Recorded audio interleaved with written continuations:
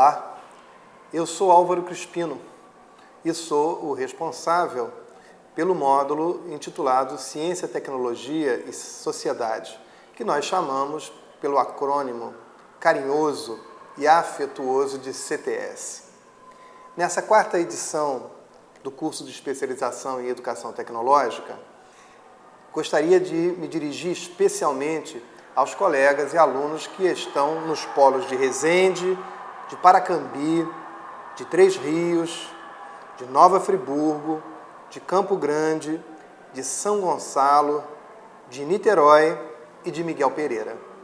É muito bom ter vocês conosco e esperamos que na conclusão desse módulo você tenha tido a oportunidade de refletir a partir das informações que nós organizamos nesse trabalho. A nossa tarefa, especialmente no dia de hoje, é apresentar algumas ideias sobre o que seja a CTS e como as ideias contidas nesse campo de conhecimento podem contribuir para uma melhor reflexão da sociedade e dos membros que compõem a sociedade, os indivíduos participativos, no que seja esse grande campo da ciência e da tecnologia. E acho que a melhor maneira de fazer isso, até para ser coerente com o que está no material de estudo, é nós trazermos para a nossa discussão o exemplo da audiência pública do Supremo Tribunal Federal. Ela inicia o nosso material de estudo. Vamos lembrar que estava em discussão na sociedade brasileira as ideias em torno da biossegurança. E havia um determinado artigo que falava da clonagem, falava do uso de embriões, falava do uso do conhecimento da biologia e trazia de forma objetiva a ideia do que era um ser vivo. Sendo chamado a discutir sobre o assunto, o Supremo Tribunal Federal, que é formado por 11 dos que nós acreditamos serem os mais bem preparados juristas brasileiros, achou que deveria consultar a sociedade por meio dos seus representantes da sociedade civil e os representantes das associações científicas. Eles achavam ser importante consultar essas instituições para que eles pudessem, à luz do direito, formar suas opiniões. E assim aconteceu. Foi aberto o período de inscrição das instituições civis ou das associações científicas interessadas em apresentar sua posição em torno da temática que estava sendo discutida. Foram, então, inscritos as associações e representantes da sociedade civil e o Supremo Tribunal, então, elencou aqueles que poderiam apresentar de forma mais representativa as diversas ideias em torno daquele tema. E aí, nós tivemos um grande grupo da sociedade civil, representado inclusive por associações de interesses que queriam defender a ideia da possibilidade do uso daquelas questões de genética, daquelas questões de engenharia ou de bioengenharia. Tivemos as representações religiosas discutindo em que momento cada uma delas acreditava existir vida e, por conta disso, eram ou a favor ou contra. Mas as nossas discussões hoje vão ficar mais dirigidas para aquele segmento que representava a área chamada científica ou tecnológica do Brasil. E o que nós tivemos nessa audiência pública? Os representantes dos segmentos científicos e tecnológicos apresentaram as suas pesquisas, ou o resultado das suas pesquisas, e pretenderam dizer em que momento passaria a existir vida ao longo da discussão. E então ficou bastante patente que o conceito do que seja ser vivo, o conceito sobre o que seja vida, não é algo consensual em ciência, porque ao longo do período você tinha vários cortes ou vários momentos onde cada um dos pesquisadores, a partir das suas experiências, informava ser vida. Então, fica claro para nós que esse conceito do que seja vida em ciência não pode ser definido por uma equação objetiva.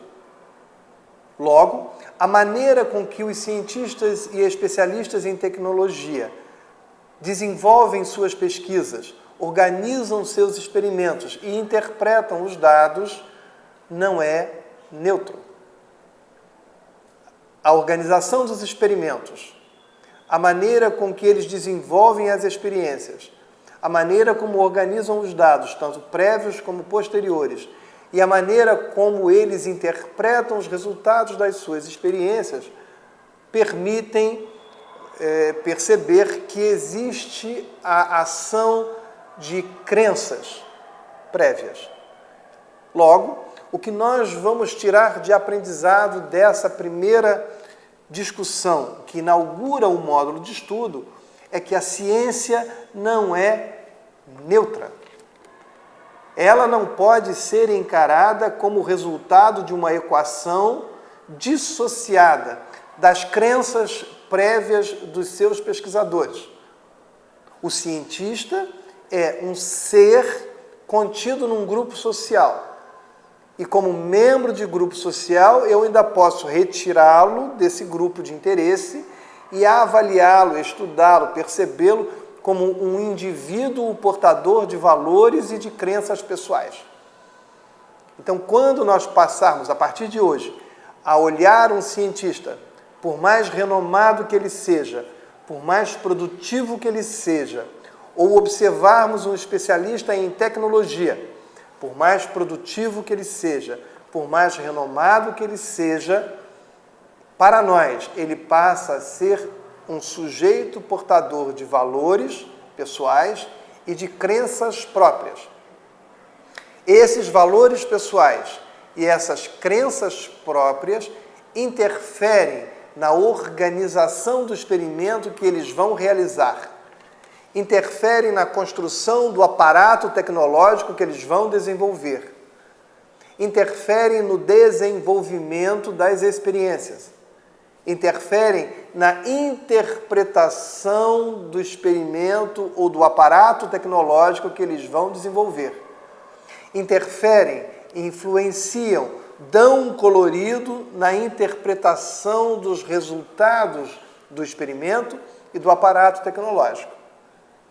E se nós somos capazes de perceber essa interferência individual, somos necessariamente levados a perceber que se eles fazem isso como membros ou como indivíduos, eles, quando estão inclusos em determinados grupos sociais, além das suas crenças, vão ser influenciados pelas crenças próprias do grupo em que eles estão inseridos ou do qual fazem parte.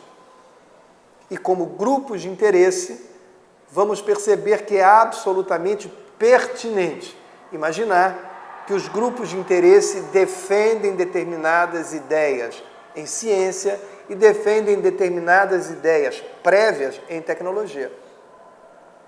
Então, passamos a perceber que não há interesse neutro em ciência.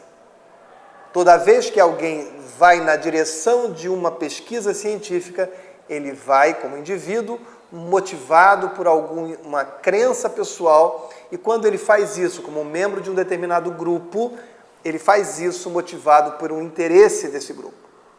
O que não é ruim, porque o fato de existir interesse do grupo não significa que esse interesse seja ruim, esse interesse não seja ético, que esse interesse não seja motivado pela busca do conhecimento que pode alcançar, atingir um grande grupo.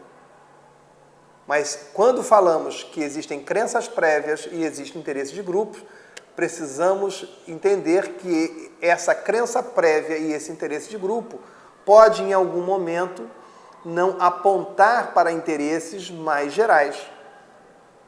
E quando nós falamos disso aplicado aos aparatos tecnológicos, vamos perceber que a tecnologia, o aparato em si, né, nós vimos que o conceito de tecnologia é muito mais amplo. Mas, nesse caso, estamos falando do aparato tecnológico.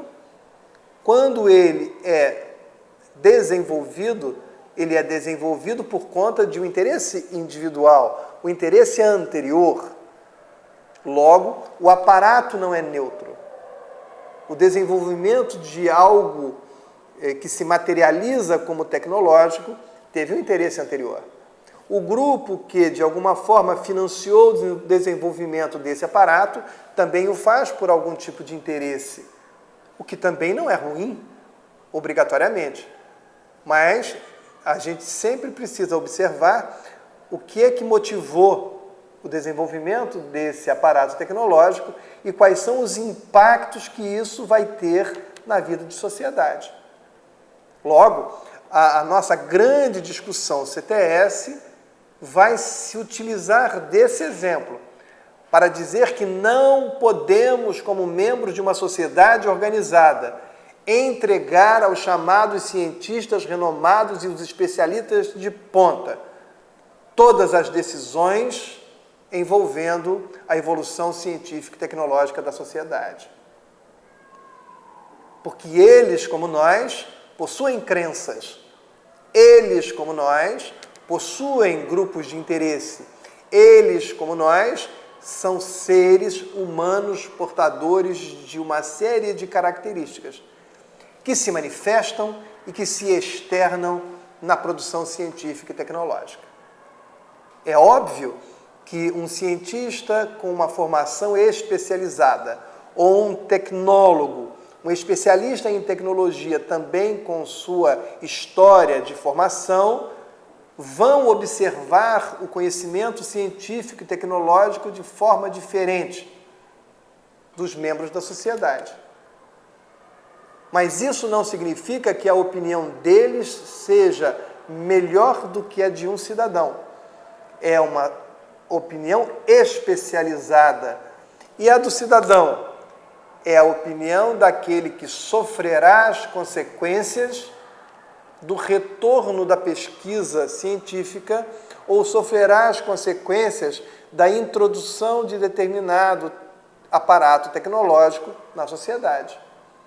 Querem ver um exemplo bastante próprio? Então, parênteses, eu estou saindo do exemplo da audiência pública do Supremo Tribunal Federal, em que nós pretendemos mostrar que a ciência não tem opinião definida, ou os cientistas, melhor dizendo, os cientistas, os especialistas, não conseguiram mostrar uma convergência, um consenso sobre o momento em que a vida efetivamente acontece, porque, de acordo com a percepção de cada um deles, esse momento está diferenciado na linha do tempo, e eu pretendi mostrar que isto nos leva a crer que a maneira como cada um desses especialistas aborda o tema faz com que eles tenham conclusões diferentes.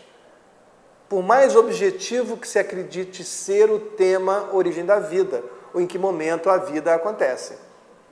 Então, vamos ter questões que envolvem, no campo da ciência, a criação da vida desde o momento em que o gameta masculino encontra o gameta feminino, até outros que vão posicionar isso ao longo da gestação. Então, esse é um. Aí eu fechei esse exemplo mostrando que as crenças prévias dos cientistas fazem com que eles vejam diferente. Fechei esse assunto. Fui buscar no campo da tecnologia o porquê é que nós temos que estar atentos como membros da sociedade e não especialistas sobre os impactos dos resultados das pesquisas científicas e dos aparatos tecnológicos. Este é um celular. Muitos de nós, grande parte de nós hoje, somos usuários deste aparato tecnológico. E aí, em algum momento, nós vamos lembrar que alguém passou a desenvolver pesquisas sobre celular. Os primeiros celulares que chegaram na sociedade brasileira, eles eram grandes, eram muito grandes, eram amplos, pesados, e era muito difícil, além de muito caro. Não era fácil encontrar alguém que pudesse ter um celular. E era pouco comum encontrar isso. Era caro, era difícil de você ser contactado, as baterias não eram baterias que ajudavam. Eram grandes, pesadas e demoravam pouco tempo. Até que o desenvolvimento da tecnologia fez com que eles ficassem mais leves, a venda de escala fez com que eles ficassem mais baratos e foi possível ampliar. Então, em determinado momento, o que foi criado para que nós falássemos como aparato de comunicação teve um grande salto quando eles passaram, além de falar, oferecer conectividade. E aí, o aparelho celular, que originalmente tinha a função do aparelho celular sem fio, você carregava, era encontrado em qualquer lugar, ele passou a servir como um aparelho de conexão de internet ou da grande rede. E aí, ele passou a influenciar nos dias atuais, olha que eu dei um salto, nos dias atuais, a maneira com que nós nos relacionamos e a maneira como nós vivemos em sociedade. Para que você tenha certeza do que eu estou falando, basta você olhar no vagão do metrô ou do trem, no ônibus em que você está acostumado a usar, no restaurante onde você almoça todos os dias no intervalo do trabalho, ou nos restaurantes onde você leva a sua família no fim de semana, ou mesmo no ponto de ônibus, ou nos grandes aglomerados sociais, do grupo em que você observa quantos estão hoje usando o celular ao invés de estarem em torno de uma mesa conversando.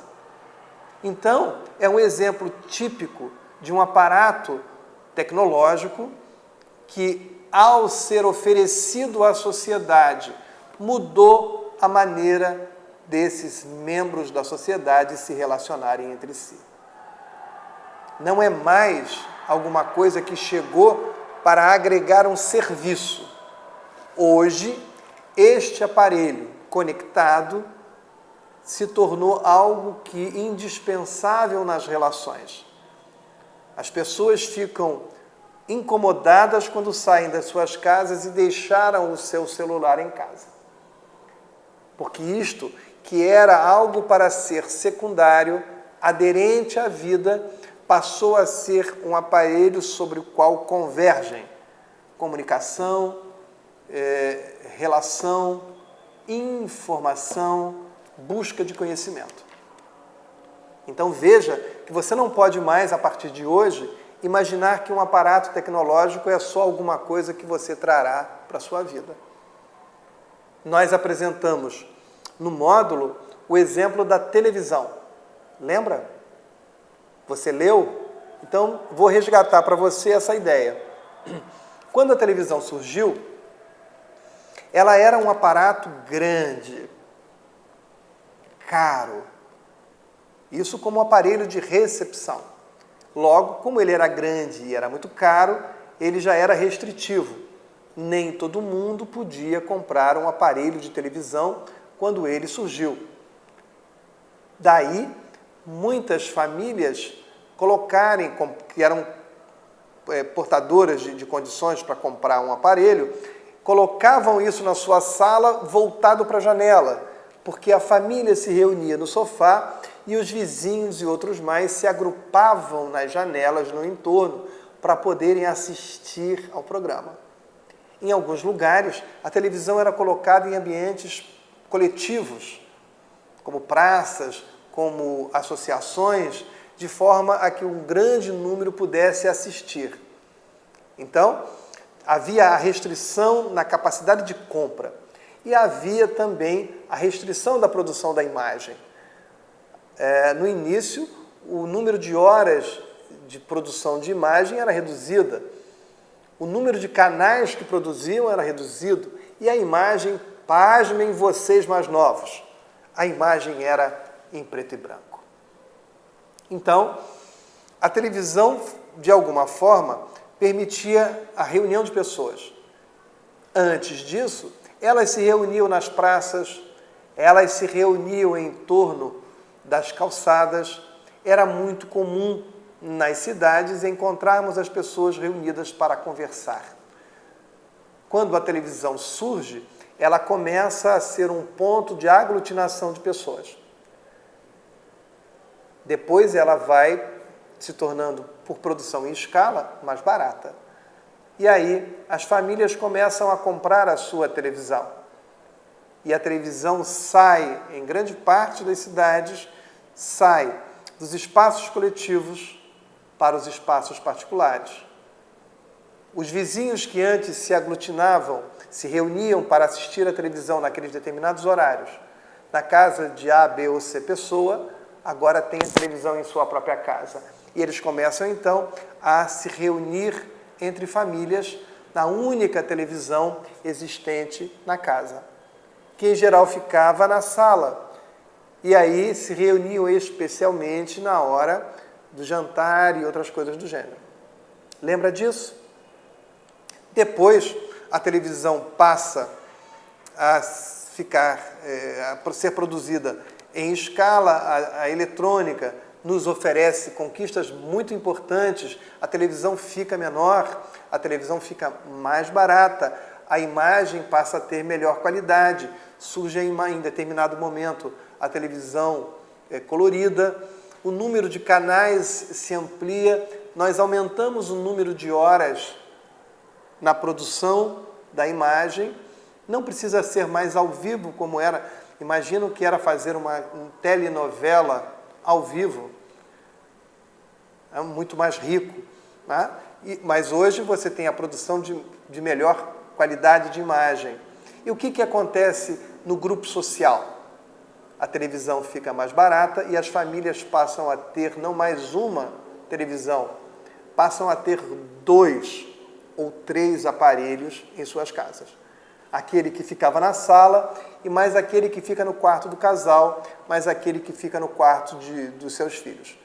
O que significa que a família começa a se separar internamente. É uma outra etapa do fenômeno social. Surge de forma avassaladora a TV por assinatura.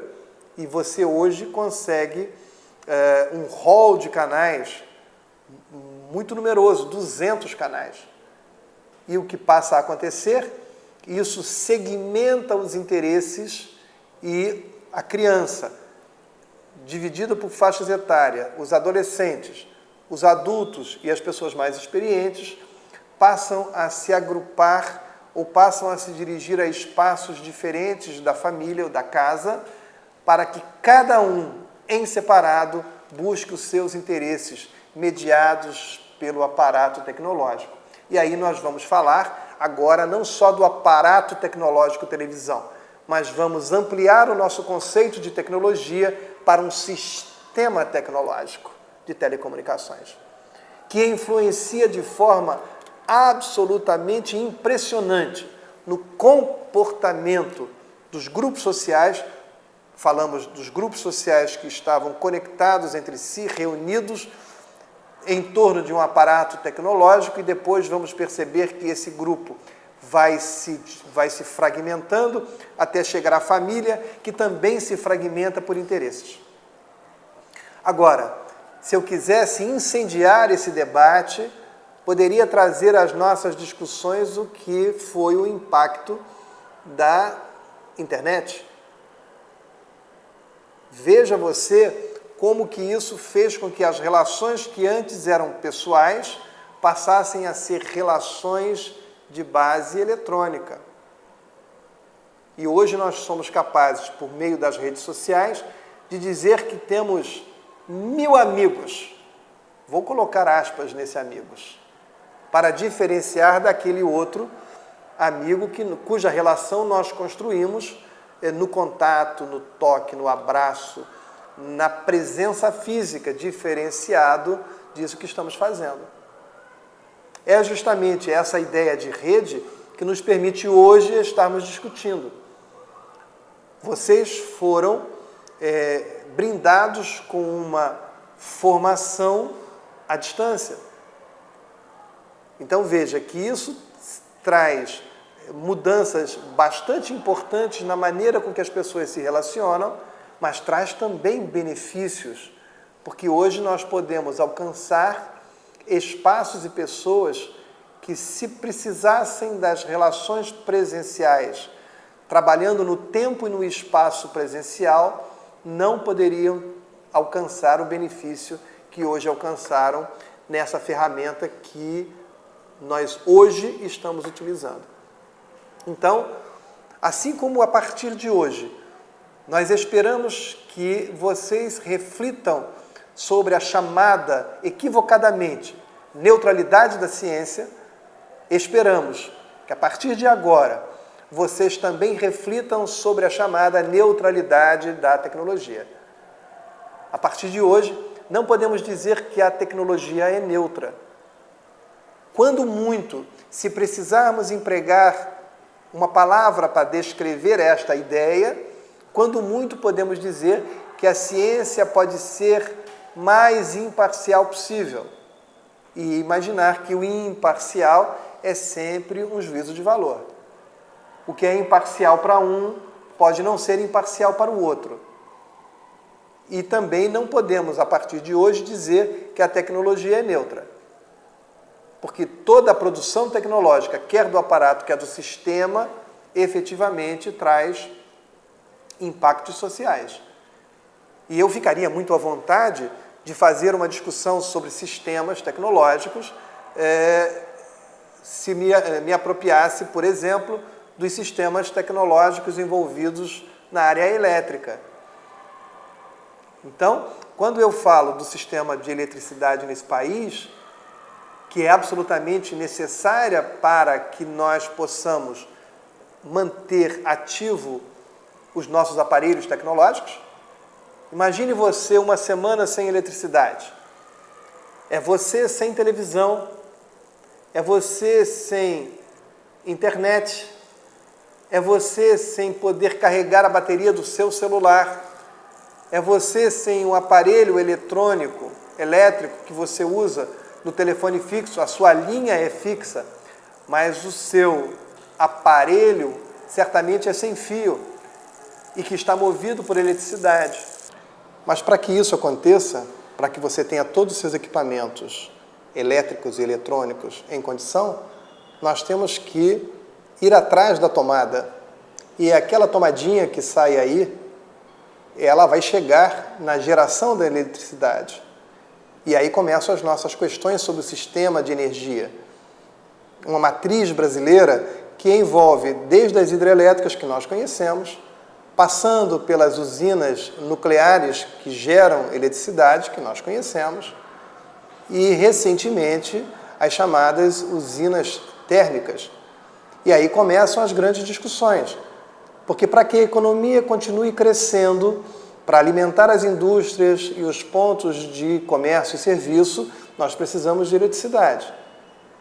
E quando nós falamos que precisamos ampliar a geração da eletricidade, nós começamos a entrar em posições controversas, porque falamos da produção de novas hidrelétricas e isso confronta com a necessidade do meio ambiente, que é uma necessidade nossa. Falamos que é necessário uma rede de termoelétricas que produzem gases que atingem o coletivo da sociedade. Então há uma controvérsia. Falamos em voltar a construir usinas nucleares para a produção de energia e nos confrontamos com algumas tradições e algumas visões ou crenças antigas sobre energia nuclear. E aí entra a sociedade organizada. Porque se precisamos de energia, temos que nos confrontar com essas posições diferenciadas e precisamos estar amparados pelo conhecimento científico e amparados sobre os impactos das tecnologias para que possamos contribuir com o debate equilibrado e o debate iluminado pelo conhecimento dos cidadãos. E é aí que todos nós, desde o engenheiro até o pedagogo, aquele que está nas áreas chamadas tecnológicas e aqueles que estão nas áreas chamadas humanas. Veja que essa é uma diferença que precisamos também questionar, e nós o fazemos em CTS, porque não é só o especialista em tecnologia que pode falar disso. Todo cidadão, mesmo aquele chamado das áreas das ciências e tecnologias, como aqueles que outros acreditam ser das chamadas ciências humanas e sociais, precisa estar com as ferramentas de esclarecimento para falar sobre essas questões que são da sociedade. Então precisamos abolir essa divisão das chamadas exatas e das chamadas ciências humanas e sociais. Todos nós somos cidadãos. Todos nós vamos sofrer impactos. E CTS vem nos convidar ao retorno à área original. Então, esperamos que a leitura desse módulo possa ter trazido essas reflexões a você. Se o módulo não trouxe, eu estou provocando agora. E aí, vamos concluir, vamos fechar, vamos coroar as nossas reflexões CTS em torno de uma necessária avaliação. E hoje você vai fazer uma avaliação. É lógico que o tema escolhido para esse processo é um tema que vai permitir que você se apresente como indivíduo. Não vai importar se você vem das áreas das chamadas equivocadamente ciências duras, ou se você vem das áreas chamadas equivocadamente das ciências moles ou das humanas. O mais importante nesse processo de avaliação é que você seja capaz de observar como o conhecimento científico, o aparato tecnológico e o posicionamento social podem se reunir, se agrupar e fazer com que sejamos todos nós membros de uma sociedade cada vez mais habilitados a participar, habilitados a discutir. E aí eu vou chamar a nossa discussão o que está também no módulo, que é a técnica de controvérsia. Essa controvérsia que nós apresentamos desde o primeiro momento com a discussão do Supremo Tribunal Federal sobre o uso de embriões, até o último exemplo que nós trouxemos, que foi do sistema elétrico e a controvérsia sobre produção de energia e meio ambiente, são exemplos do que nós vamos fazer na avaliação.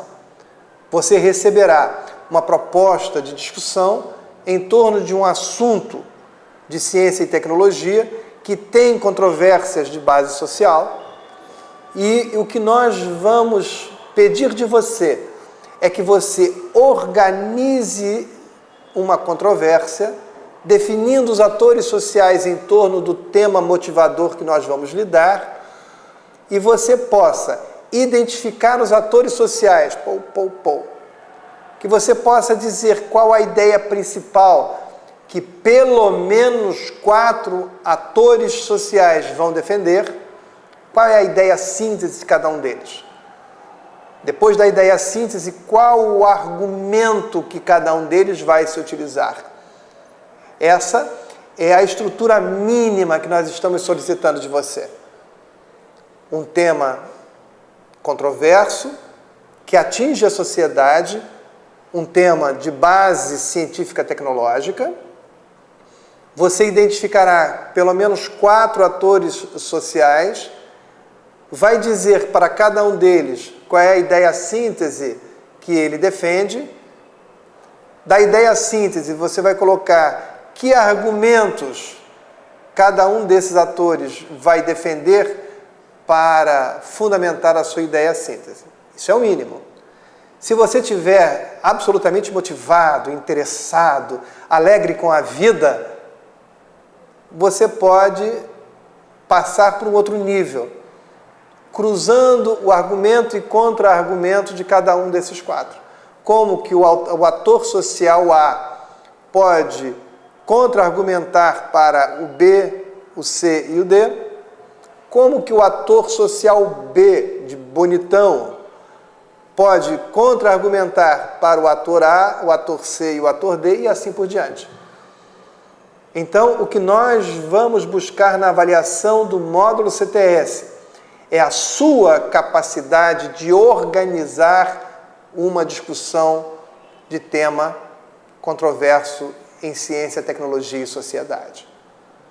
Faça isso. Não é a extensão do que você vai escrever, é a qualidade das suas ideias que nós queremos. Pense nisso. E se você precisar de um organizador das suas ideias, pense que aquilo que você vai organizar com o trabalho de avaliação pode ser utilizado por alguém que leia o seu trabalho. Organize as ideias de forma que qualquer um que venha a ler aquela síntese, aquele trabalho, seja capaz de reproduzir no mundo real a controvérsia que você vai apresentar para nós. Espero ter sido muito útil, trazendo informações, trazendo dados, trazendo ideias para que você volte ao mundo real e seja um cidadão mais bem preparado, mais bem informado para contribuir com uma sociedade tecnocientífica cada vez mais intensa. Muito obrigado, bom trabalho para todos vocês.